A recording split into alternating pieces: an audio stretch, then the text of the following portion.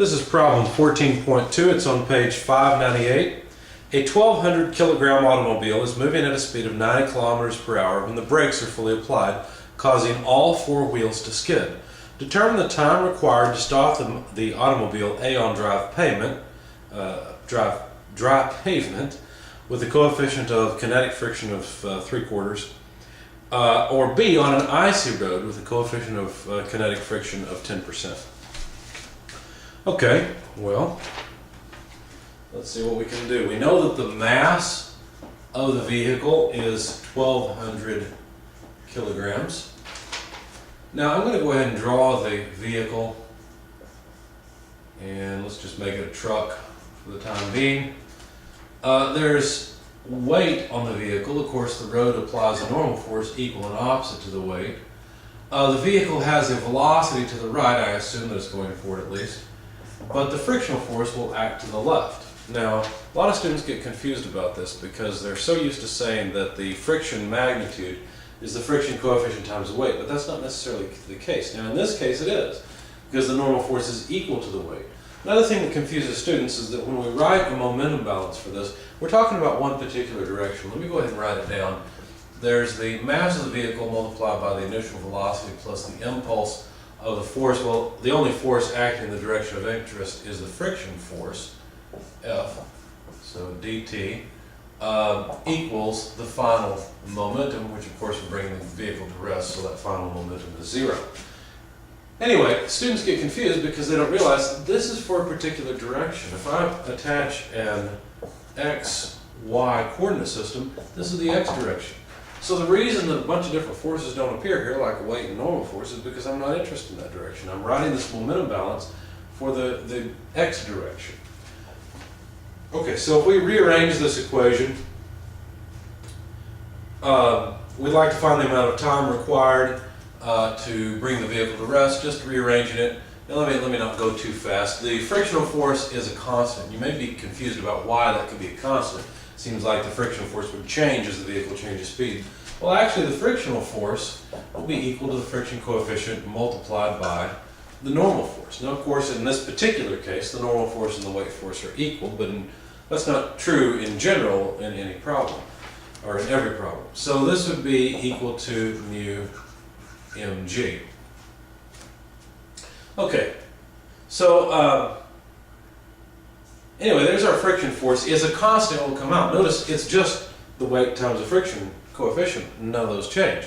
So the friction force is constant and independent of speed. So it can come outside of the integral. Then we'd just be adding up the amount of time it takes to go from this momentum to this momentum.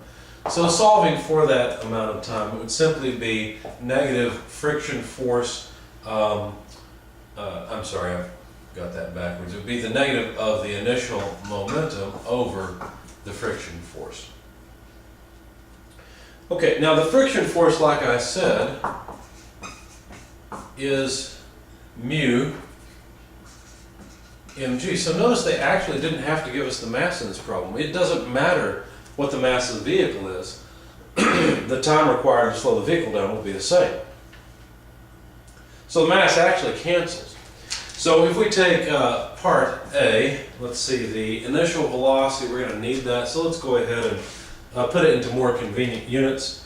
The initial velocity is 90 kilometers per hour. Let's multiply that by 1,000 meters per kilometer to get rid of the kilometers, and multiply 1 hour per 3,600 seconds, so that the hours go away and we have meters per second. So the initial velocity is just 25 meters per second. Nice round number for our problem. So for part A, the amount of time required to bring the vehicle to a halt, remember this is on dry pavement, is negative 25 meters per second divided by the friction coefficient, which is 3/4, so 0.75 for the dry pavement, multiplied by 9.81 meters per second squared.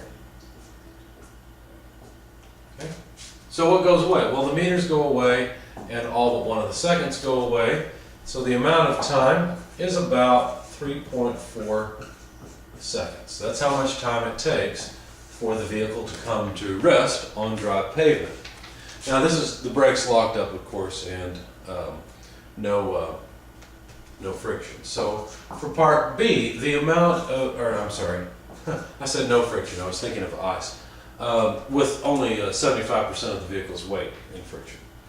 In part B, we're going to have the same setup, negative 25 meters per second. The only thing that changes is the friction coefficient, so times 9.81 meters per second squared. And plug all that in your calculator, it comes out to about 25.48 seconds. So it's obvious that dry pavement is much better, but the friction coefficient, even if the vehicle's on ice, will be higher if you have the static coefficient of friction than the dynamic coefficient. That's why it's important that you not lock up your brakes, because actually both of these would take longer on their respective surfaces, pavement and ice, than they would if the wheels were not locked up. If the wheels are not locked up, then the friction coefficient would be equal to the static coefficient of friction. And that will make a big difference in stopping. That's why anti-lock braking systems are used, is to prevent the wheels from locking up so that you get static friction rather than dynamic friction. But anyway, in this particular case, on dry pavement, wheels locked up, almost 3.5 seconds to stop, and much more on ice, where the friction coefficient is much lower.